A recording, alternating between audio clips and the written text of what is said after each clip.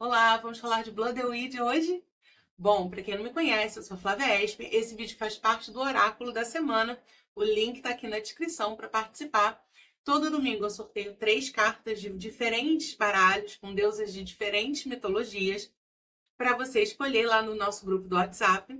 E na segunda-feira eu trago um vídeo com a história da deusa de cada carta, uma mensagem também para quem escolheu a carta, ok?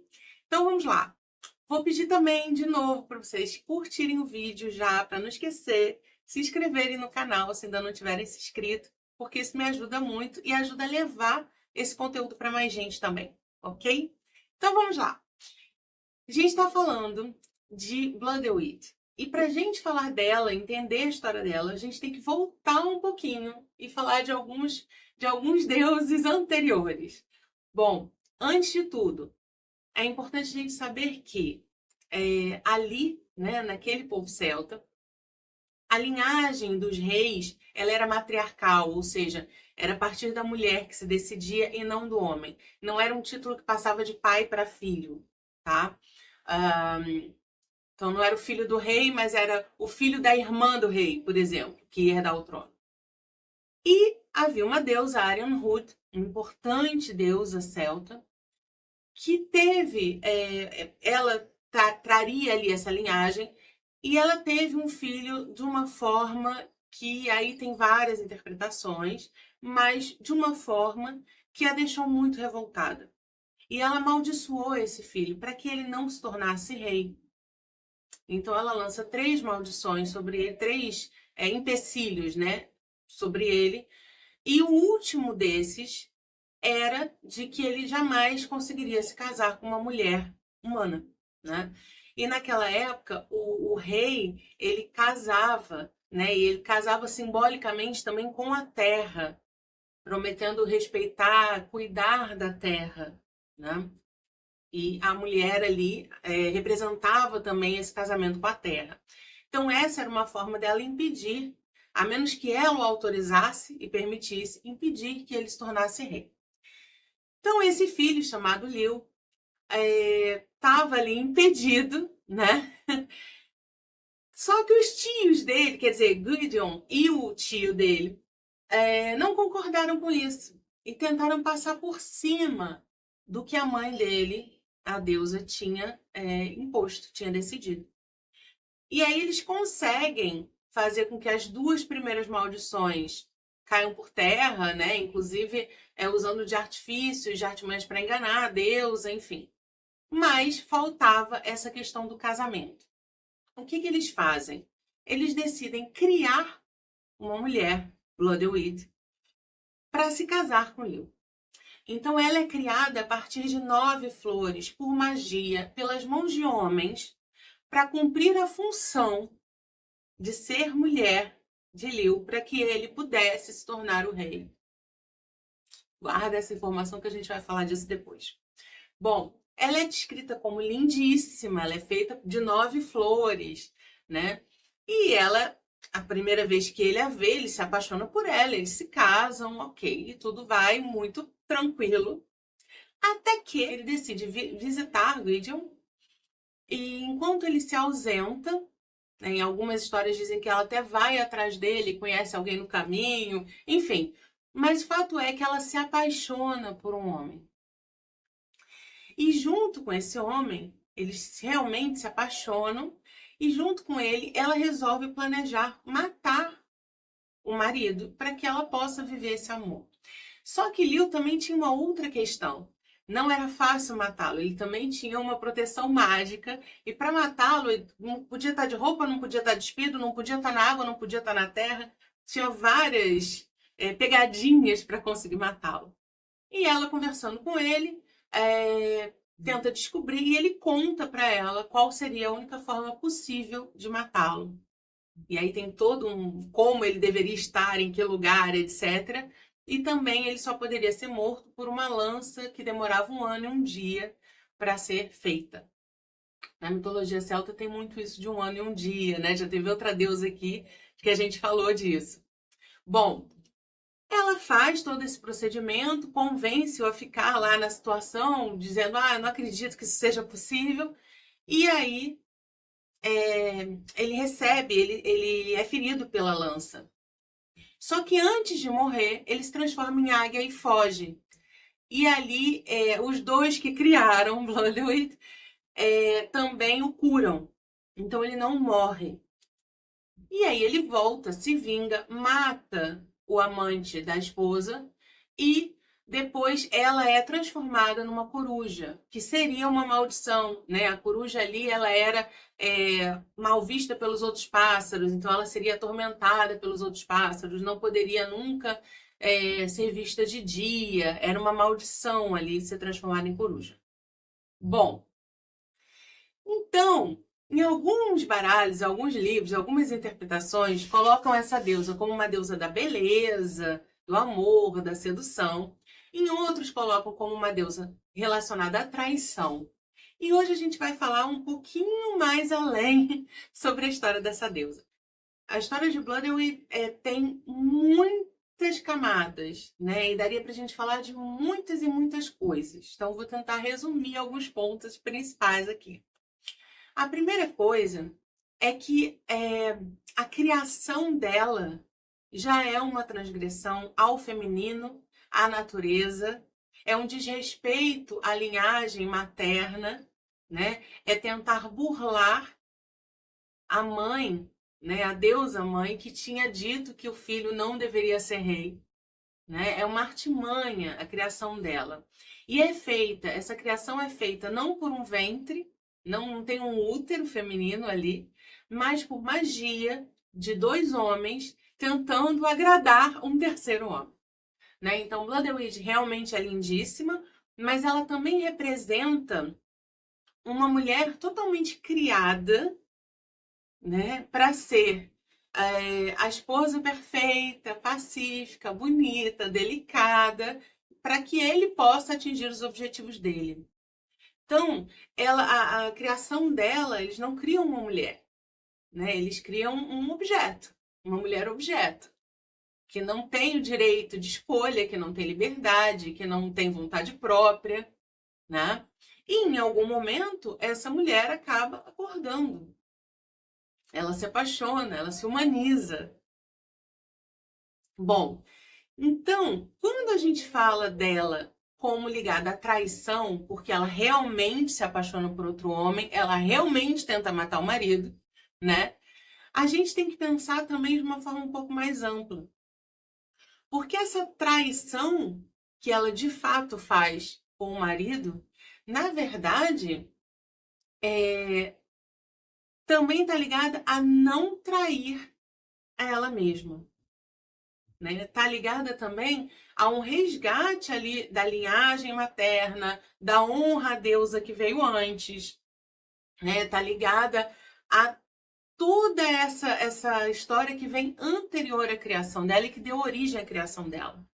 Né? Então, essa rebeldia, essa traição dela, na verdade, fala também de um resgate da importância do feminino, de um resgate da natureza, de um resgate da sexualidade sagrada, de uma série de coisas.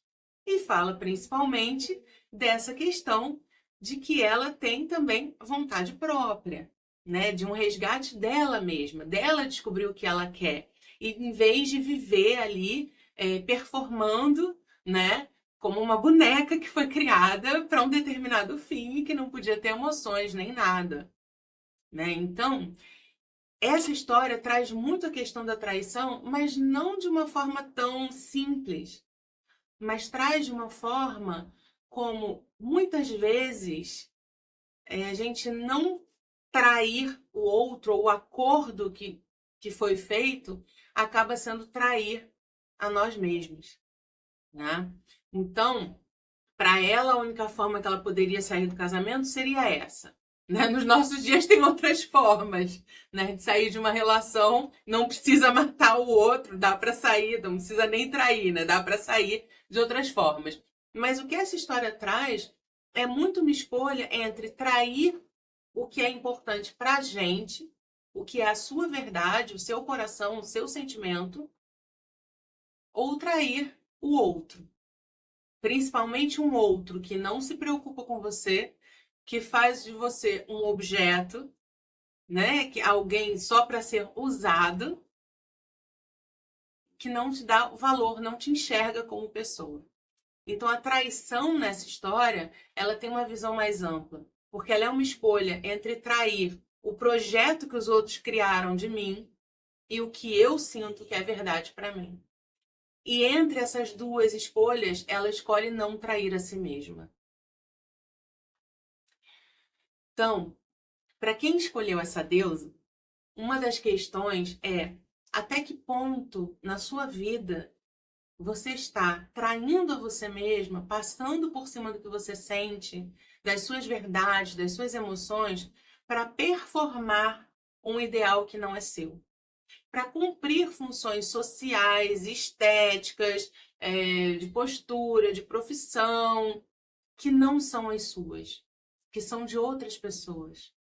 Até que ponto você se anula, se trai, passa por cima de você para agradar o outro, para ser bonitinha, boazinha, para cumprir funções que a sociedade e o outro esperam de você.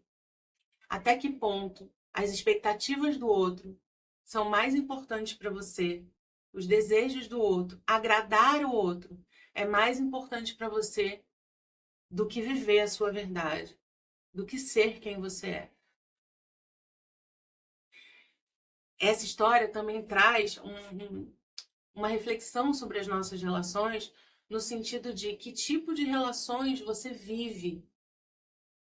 São relações verdadeiras, de sentimento, de reciprocidade, como ela tinha com esse outro homem, ou são relações de fachada, são relações em que você tem de se anular, são relações que cumprem um papel social, que são bonitinhas por fora, mas que não te dizem mais nada. Talvez um dia já tenham te dito muita coisa, mas talvez agora não digam. E quando eu falo em relações, eu não estou falando só relações amorosas, eu estou falando de tudo. Estou falando de trabalho, eu estou falando de amizades, né? Eu estou falando de modo de ser, eu estou falando de alimentação, eu estou falando de tudo. Às vezes, coisas que faziam até sentido, não foi o caso dela, né? Mas às vezes, coisas que faziam até sentido no começo, depois que a gente vai se conhecendo melhor, ou que a gente vai mudando mesmo, não fazem mais sentido. Até que ponto você sustenta relações, imagens, modos de ser que não fazem mais sentido para você, para não incomodar o outro, para não ser taxada de traidora, julgada, criticada. Até que ponto você se trai para não trair o que a sociedade e os outros esperam de você. Então essa deusa traz essa questão de uma forma muito intensa. E trair, e não trair a nós mesmos tem um preço, principalmente na sociedade em que a gente vive, principalmente se falarmos de mulheres, né?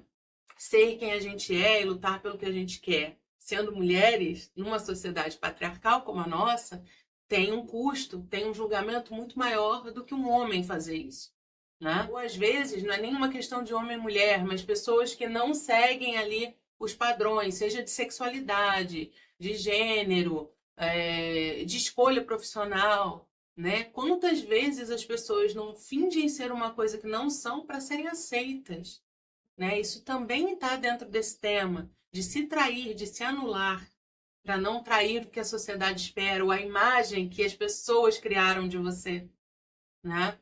Então, essa história fala muito disso e mostra também que isso tem um custo. A mitologia celta não é muito conto de fada.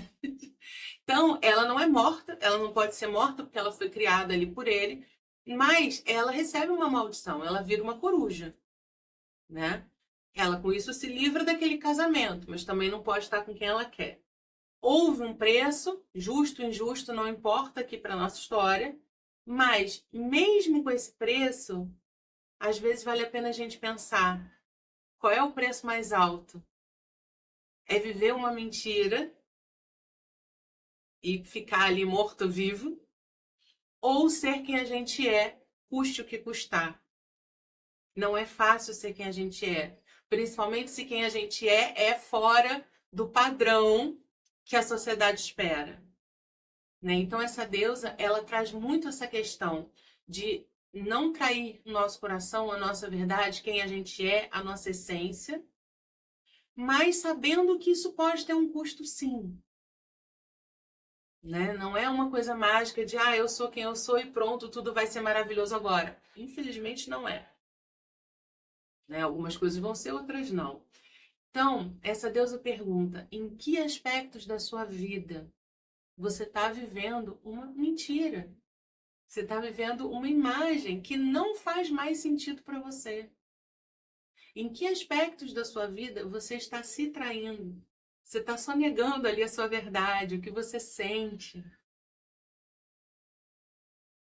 E também traz essa realidade de que o fato de que você decidiu ser você mesma não quer dizer que as coisas vão ser fáceis e simples. Decidir ser quem a gente é de uma liberdade imensa. Mas isso, principalmente na nossa sociedade, tem um custo. Então ela pergunta em que áreas você está se traindo e até que ponto você está disposta a pagar qualquer preço que seja para realmente ser quem você é e viver o que importa para você. E essa é uma escolha, como todas as escolhas, que não tem certo ou errado. As escolhas, elas precisam ser tomadas conscientemente. Enquanto a gente está sendo movido pelas nossas feridas, pelos nossos medos, pelas nossas inseguranças, a gente está escolhendo. Mas a gente está escolhendo de forma inconsciente. A gente não está nas rédeas ali da escolha tomando uma decisão clara. Eu posso escolher viver uma vida de fachada. Eu posso escolher não pagar o preço de ser quem eu sou. Eu posso escolher pagar esse preço de ser quem eu sou. Não existe uma escolha certa e uma escolha errada, desde que a escolha seja consciente. A consciência ao escolher é que é o importante. Né? Então, assim, se você escolher viver uma vida mais segura, que você não tenha que enfrentar grandes coisas, você vai ter perdas. Você vai ter perda de quem você é, muitas vezes. Mas é uma escolha sua. Se ela for consciente, ela não vai doer tanto. Mas se ela for inconsciente, se eu estiver vivendo aquela vida de fachada porque eu tenho medo, porque eu estou insegura, aí isso vai ter um custo muito mais alto do que ser quem você é. Porque você vai estar passando duplamente por cima de você. Então, essa história dessa deusa traz para a gente todas essas questões de ser verdadeiro com a gente, de pagar o preço por isso, ou de escolher não fazer isso, mas escolher de forma consciente. Qualquer escolha é certa se for feita com consciência e conexão. Cada um sabe o preço que está disposto a pagar e o preço que não está disposto a pagar. O problema é quando a gente faz essas escolhas por medo, insegurança, pressão. Aí não é por consciência, por clareza. Então essa deusa, se você escolheu essa carta, ela traz esses questionamentos. E principalmente esse. Qual é o preço que você está disposto a pagar para viver a sua verdade? Para ter uma vida mais plena e mais cheia de significado para você. Bom, é isso. Semana que vem tem mais 3 cartas lá no oráculo. Vou pedir de novo para quem ainda não curtiu, curtir o vídeo, por favor. Tá bem? E se vocês puderem me ajudar a divulgar para outras pessoas, passar o link do grupo ou os vídeos, um vídeo que você tenha gostado mais para outras pessoas, isso também é muito bem-vindo. Então é isso. Até domingo. Boa semana!